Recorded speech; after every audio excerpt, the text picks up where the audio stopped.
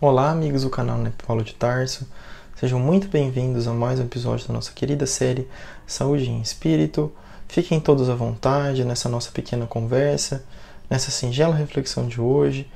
Falaremos então da segunda parte do tema de Jesus como nosso modelo de saúde integral e que esse mestre, que esse amado mestre possa nos iluminar, nos intuir nas nossas reflexões e abrir os nossos corações à presença dele sempre.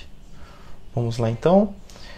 Hoje teremos um desdobramento da abordagem de há 15 dias atrás. Então, só recapitulando, há 15 dias nós falamos um pouco da visão, da perspectiva de Jesus como governador espiritual do orbe, como esse grande espírito que zela por nós, que é o nosso modelo e guia, como espírito crístico, e ele como esse modelo de saúde perfeita e saúde integral. Então agora a nossa tentativa é de desdobrar um pouco essas reflexões, tentando ilustrar isso um pouco melhor. A minha humilde pretensão é de pegar um versículo que está lá no Evangelho de João, no capítulo 14, versículo 6, em que Jesus diz o seguinte: sou o caminho e a verdade e a vida. Ninguém vem ao Pai senão por mim. Então a ideia é a gente usar esse versículo como um tema central da nossa reflexão de hoje, e conforme nós iremos desdobrar essas reflexões, iremos então entender, compreender um pouco melhor do nosso mestre como esse modelo de saúde perfeita que todos nós almejamos. Longe da pretensão de esgotar a profundidade, a riqueza espiritual desse versículo, porque nós sabemos que o Evangelho tem suas camadas interpretativas, é um simples esforço mesmo de tentar ir um pouco mais do que o convencional. É claro que esse versículo por si só é extremamente profundo, extremamente belo, e não são em alguns minutos que a gente vai conseguir aproveitar todo esse recurso espiritual, mas vale aqui o nosso esforço. Então, Jesus como caminho. Então, o que Jesus quer nos dizer que ele é o caminho? Então significa que todos aqueles que não são cristãos, de uma maneira direta, que não tem um quadro de Jesus em casa, que não tem um crucifixo, que não tem uma Bíblia em casa, quer dizer que esses irmãos não estão no caminho? Então, a ideia aqui é ir além da interpretação literal que muitas vezes nós temos e tentar extrair um pouco o espírito da letra, um pouco mais. Nesse sentido, Jesus como caminho, não no sentido de que a salvação é única e exclusiva daqueles que se dizem cristãos, no sentido religioso, no sentido formal, no sentido externo, epidérmico da palavra e da concepção. Mas no sentido de que todo aquele que vive o amor, todo aquele que pratica a caridade, todo aquele que vive a lei divina, seja ele um bandista, seja ele católico, seja ele protestante, seja ele espírita, umbandista, enfim, espiritualista, teosofista, não importa, porque somos uma grande família universal. E não faria sentido a pretensão de Jesus querer que todos sejamos iguais, mas que todos devemos ser iguais no amor, na vivência do amor, isso sim. Então, o caminho significa isso. Em Jesus sintetiza o caminho, vivendo a lei divina, ele sintetiza o caminho para nós. Então, amando, estamos próximos a ele, nós estamos dentro do caminho, e nos afastando do caminho, nos afastando dele, nos afastando do amor, da vivência da lei divina, nós estamos nos desviando no caminho. E isso também a gente pode interpretar no sentido de cura e doença. Então, ou seja, o caminho é a cura espiritual, e a margem do caminho, o afastamento, é o desequilíbrio. Lembrando que Gandhi, nessa concepção, foi um grande cristão, não no sentido literal, porque ele era um hindu, tinha sua cultura, a sua cultura religiosa. Mas ele foi um grande espírito que viveu, que soube viver a lei divina, que soube viver o amor. Então, nesse sentido, ele se torna um cristão. Então, uma concepção mais ampla, mais abrangente. E lembrando que também quem diz isso não sou eu, lá no Evangelho segundo o Espiritismo, Paulo, o apóstolo, no capítulo 15, na mensagem intitulada Fora da Caridade na Salvação, lá no finzinho ele diz que todo aquele que pratica a caridade é discípulo de Jesus. Ou seja, está no caminho com Jesus aquele que vive, que pratica o amor, que pratica a caridade na sua essência. Então, vivendo o Evangelho, buscando nos aproximarmos do Evangelho, a evangelioterapia é, na verdade, em última instância, a mais importante terapia do nosso espírito, porque é o que realmente vai a longo prazo, nos reequilibrarmos com a vontade divina e com a lei divina. Lembrando que isso não é um processo a curto prazo, que na ótica de sermos espíritos imortais, que já vivemos séculos muitos e viveremos milênios incontáveis, isso se dá gradualmente, passo a passo, encarnação por encarnação, lembrando que tudo tem o seu tempo e que a evolução não dá saltos. E nós fazemos parte disso, dessa criação divina em que tudo tem a sua harmonia e que tudo tem a sua cadência.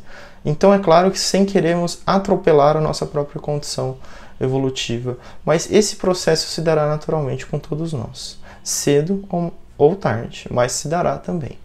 Então caminho nesse sentido, de que Jesus sintetiza o caminho para a harmonia com o Pai e, portanto, também o nosso processo de cura. E por que verdade? Tentando olhar por um aspecto, eu me recordo de um capítulo que está lá no Jesus no Lar, que é de autoria do benfeitor Neo Lúcio, psicografia do Chico, um capítulo belíssimo, intitulado capítulo 3, em que Jesus conversa com Sara, que ela é a esposa de Benjamim, que era um criador de cabras. E numa linguagem simples, bela, poética, Jesus conta sobre a revelação divina dentro de nós, a revelação da verdade divina dentro da nossa própria consciência. Como os Espíritos dizem no Livro dos Espíritos, que a lei de Deus está escrita na nossa consciência. Então Jesus conta de maneira bela, fazendo uma analogia com simples instrumentos cotidianos, em que vou sintetizar aqui a ideia, mas vale a pena quem não tem conhecimento, quem não chegou a ler esse capítulo, que ele é belíssimo e extremamente profundo também, em que Jesus compara a verdade divina da seguinte forma. Ele diz que um orvalho num lírio-alvo é diamante celeste e na poeira da estrada é gota lamacenta. O que isso quer dizer?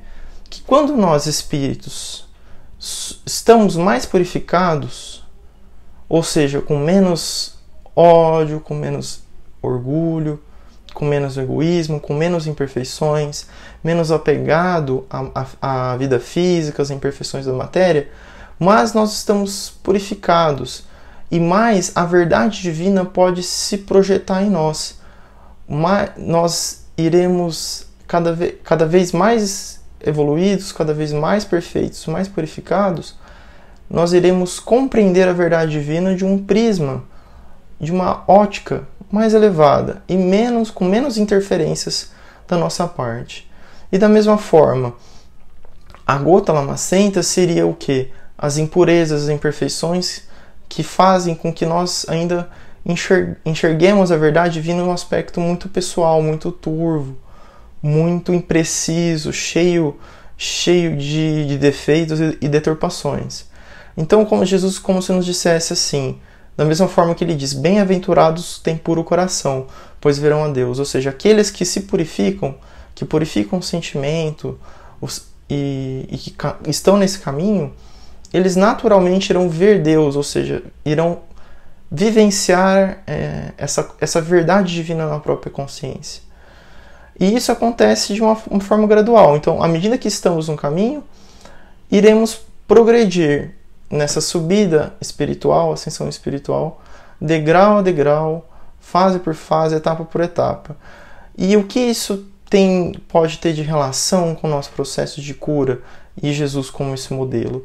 Porque à medida que nós subimos um degrau, que nós ampliamos o nosso patamar, nós passamos a enxergar a vida sobre um novo olhar, com uma nova ótica, e passamos a acender luzes dentro de nós. Então, quanto mais o espírito caminha, mais ele percebe, ele vê coisas que antes ele não via. Então ele passa a ver defeitos que não enxergava, ele passa a ver enfermidades que precisam ser sanadas, morais. Então, à medida que o espírito já no caminho, já desperto, vai caminhando, a verdade vai se revelando aos poucos, respeitando o nível de consciência de cada um e o momento evolutivo de cada um. Eu sei que seja um exemplo já bastante citado, mas é um exemplo realmente muito forte para nós, que é o de Paulo. Então antes era Saulo, orgulhoso da raça, amava Deus, mas ele não enxergava que a perseguição aos cristãos era algo ruim, era algo errado. Para ele estava tudo certo, mas depois de convertido, depois que ele se cura da sua cegueira espiritual, que ele acende um degrau a mais, ele passa a enxergar que, como Paulo de Tarso, aquilo que antes ele não enxergava. Mas a verdade divina sempre foi a mesma, mas é o espírito que caminha e que progride e que passa a enxergar, a projetar a verdade divina de um patamar mais alto. E então, a verdade de Jesus, a verdade divina simbolizada no Cristo, ela nos auxilia a curarmos com a luz as enfermidades que ainda estão em nós, conforme nós formos caminhando o caminho evolutivo, esses degraus evolutivos da vida. E por que vida? Porque, como já dissemos em alguns episódios anteriores, a vida nesse sentido não é vida do sentido do corpo físico, mas vida espiritual, abundância, felicidade, plenitude. Então, aquele espírito que já está no caminho, que já tem um coração mais puro, que já busca essa verdade, viver essa verdade cada vez mais em seu coração, ele naturalmente passa a ter uma vida mais feliz, uma vida mais plena, em que ao longo do caminhado evolutivo do espírito, o conceito de felicidade e o conceito de saúde do espírito se confundem. Então, é impossível ter esse bem-estar espiritual sem estar em harmonia e sem estar sintonizado com as leis divinas, vivenciando isso em sua vida. E por que Jesus disse que não viria ao Pai senão por Ele, que ninguém iria ao Pai senão por Ele? É como se Jesus dissesse assim: eu sou a síntese, o modelo de cura, de saúde, de equilíbrio. Ou seja, aquele que por algum motivo está à margem, ele ainda está enfermo. Então, se ainda persistimos com ódio, com raiva, com orgulho, com egoísmo, estaremos doentes, enfermos. E não estaremos plenos no sentido espiritual, ou seja, não poderemos construir o reino de Deus em nós, a nossa felicidade, a nossa plenitude espiritual, a nossa cura espiritual no sentido mais amplo, sem nos desvencilharmos, sem deixarmos isso de lado. Ao mesmo passo que aquele que decide em Jesus buscar e vivenciar esse modelo de saúde, esse modelo de cura, ou seja, de vivenciar, em síntese, a lei divina e, sobretudo, viver a caridade, o amor, isso por si só já é um processo natural de cura, de reequilíbrio, de reencontro com nossa própria essência e com o nosso próprio Cristo interior. Então, Jesus é para nós esse grande modelo de cura, de saúde espiritual, que todos nós deveremos vivenciar aquilo que ele vivenciou, aquilo que ele exemplificou entre nós, para que nós possamos, então, sermos espíritos nessa caminhada cada vez mais plenos, menos imperfeitos, nessa caminhada divina que pertence a cada um de nós, que é a grande jornada de cada um. Então, toda vez que decidimos não perdoar, toda vez que decidimos vingar, toda vez que decidimos os caminhos que não são os do Cristo, nós estaremos voluntariamente nos mantendo enfermos. Porém, é como se Jesus nos dissesse: todo aquele que busca amar e viver o amor e o perdão, naturalmente está curando paulatinamente o seu espírito. É claro que cada um tem o seu processo evolutivo, tem o seu nível de consciência, mas em linhas gerais, isso resume tudo. Então, meus queridos, fiquem com Deus, um grande abraço no coração de cada um de vocês, que o nosso amado Mestre continue nos intuindo, nos iluminando e nos inspirando sempre. Até o próximo episódio e até mais.